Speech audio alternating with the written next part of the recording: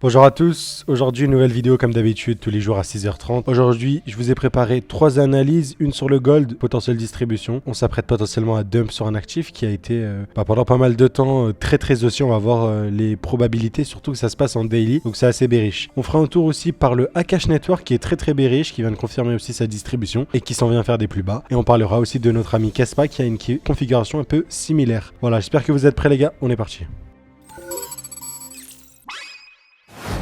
Bon, aujourd'hui, je voulais commencer par le gold. Vous inquiétez pas, j'ai la charte de AKT, Akash Network préparée. Sur le gold, assez simple, ça c'est une analyse qu'un des élèves m'a partagée. Je vous montrerai ici. Voilà, donc création d'une résistance et là, potentiellement un false breakout. Donc j'avais déjà parlé d'un pattern, je sais plus c'était quel distrib que j'avais identifié. Donc je me suis fait stopper break-even sur l'autre. Mais ici, vous avez vu, on a une cassure de la résistance. Ok, donc la trendline que je vous ai fait là. Et en plus de ceci, ça conflue, on a une divergence sur le RSI. Donc là, on a un RSI qui est en train de faire un plus bas, alors qu'ici, on a un RSI qui fait un plus haut. Donc là, si on a une jolie clôture ici, donc là bon je suis en 12 heures, je pourrais même l'indiquer peut-être en daily si vous voulez. Si on a une bougie en tout cas en daily qui est vide ravalée, en tout cas un fort mouvement baissier, ça pourrait être très bearish. Le signal ici, je vous l'indique ici, c'est si jamais on a une cassure de la structure là, c'est un bon signe. En attendant, la structure reste haussière et il est possible qu'on revienne dans ce bloc tout simplement pour s'emmener et faire des plus hauts, ok. Mais dès lors qu'on aura la cassure de la structure ici, vous pouvez être presque sûr qu'on va revenir sur ces plus bas. Et ce que j'aime bien avec ces plus bas, c'est que c'est en corrélation avec d'autres zones de liquidité. Donc un, c'est la tiers de la distribution, deux, c'est aussi une zone de QL, donc grosse zone de liquidité qu'on va devoir venir chercher. Et je vous avais aussi dit que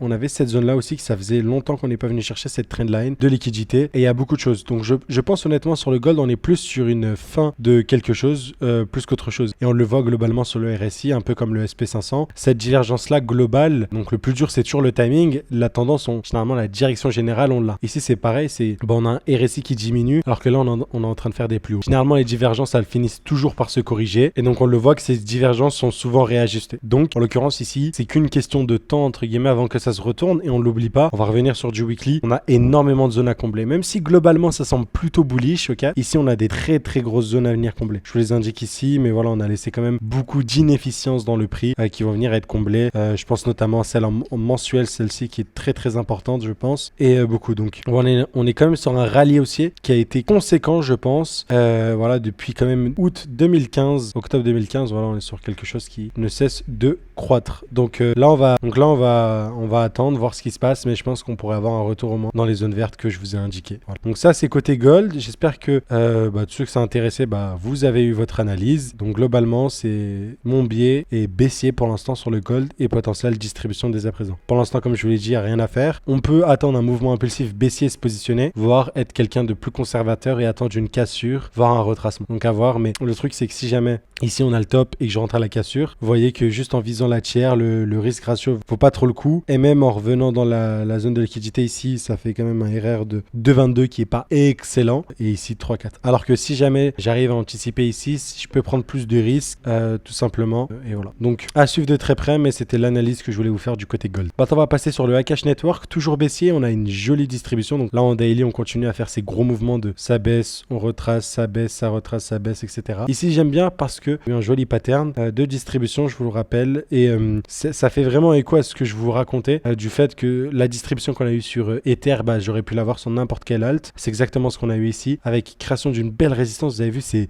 sur ce genre de paire peu liquide, on le voit, une touche, deux touches, trois touches, quatre touches, pour venir ensuite récupérer le high et ensuite repartir plus bas. On n'oublie pas que dans la distribution, la target minimale c'est la tiers, donc techniquement on va attendre une prise de profit dans ces zones là, et il est possible que cette distribution en fait soit sur le gros mouvement baissier, du coup le retracement, la suite du mouvement baissier ici qui nous ramènerait du coup sous cette zone là qui pour moi ne semble pas protégée, et je pense qu'on aura un retour directement dans cette zone là. Donc sur le AKT, il faudra attendre des confirmations je pense avant de rentrer, mais pour l'instant l'actif est tourné vers le bas. Par contre côté Kaspa, je pense que on est un peu en avance, en tout cas la position est peut-être d'actualité. On vient de liquider une très grosse zone de liquidité. On se rappelle que on a réussi à avoir le top ici à ce niveau là, toujours dans le même principe où certes c'est un actif qui fait que monter mais qui n'est pas bullish. Pourquoi? Parce que là on commence à faire des plus hauts, alors que sur le RSI on est en train de créer une divergence. Généralement je vous l'ai dit, la divergence elle finit toujours par corriger, on peut pas la tenir indéfiniment, et je vous ai dit que voilà, cette zone là ça représentait une grosse zone de liquidité.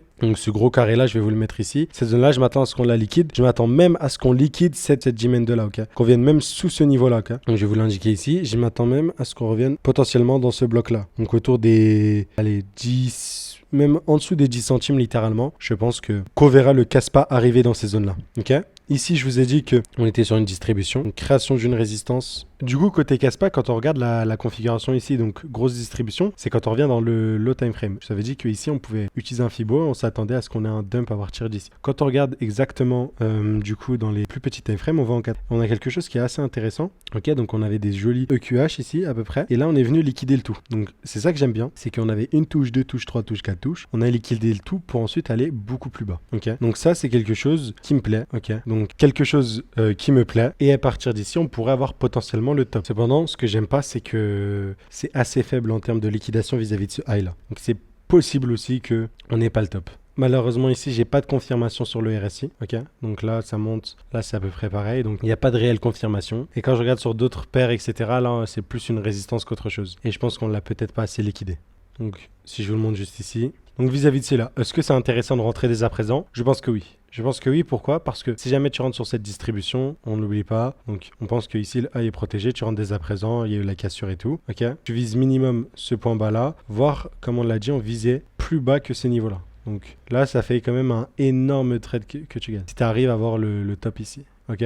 Donc voilà. Si jamais tu te fais SL, je pense que tu auras une autre entrée un peu plus haute. Ce que j'aimerais bien aussi, comparer un peu comme BTC et tout, c'est que cette supply-là, il l'avait cassé et il y avait une mèche qui est venue récupérer le truc. Donc, ce qui est possible aussi, et ça, je l'enlève pas. Dans tous les cas, Kaspa, je suis rentré ici, mais c'était juste pour voir si on pouvait avoir une seconde entrée pour rajouter, si vous voulez, un peu à la position à la vente, vendre un peu plus. C'est ici, c'est qu'en fait, là, on est vraiment sur une distribution et qu'on va juste continuer. En tout cas, moi, je le vois comme ça pour l'instant, c'est là où je penche. À partir de là, peut-être qu'on retouche une fois et qu'on liquide pour de vrai pour ensuite revenir plus bas. Ok, qu'on ait une grosse liquidation, on vient chercher et aussi celui-là. Ok, c'est deux trucs qu'on vient chercher et on revient aussi peut-être dans cette supply là, potentiellement.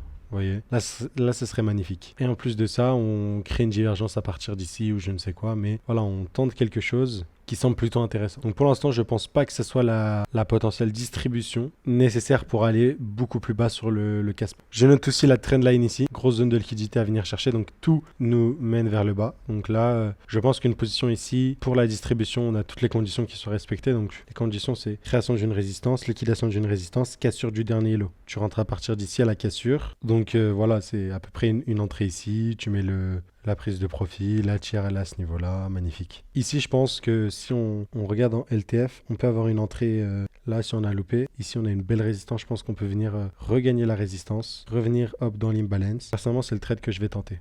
Revenir dans l'imbalance ici, essayer de rentrer là, avoir le stop là juste ici et viser la tiers. Parce que là, on a une jolie résistance. Hop, on a distribué, on redistribue ici. On a cherché, on repart. Comme je vous l'ai dit, ça se trouve ici, la grosse distribution, elle n'est pas terminée. Ici, en fait, on a eu une simple distrib ici. Voilà, création de résistance, liquidation. On est venu chercher la tiers. Là, voilà, elle est plus invalide. Et qu'au final, ici, bah, en fait, c'était une zone de résistance et qu'on ne l'a toujours pas liquidée. On verra bien. En tout cas, moi, personnellement, c'est une position comme ça que je vais tenter. Et on verra bien ce que ça donne. Donc, voilà, c'est tout ce que je vous ai concocté pour aujourd'hui. On se retrouve demain, comme d'habitude, à 6h30. Je vous dis à très vite. Ciao, ciao.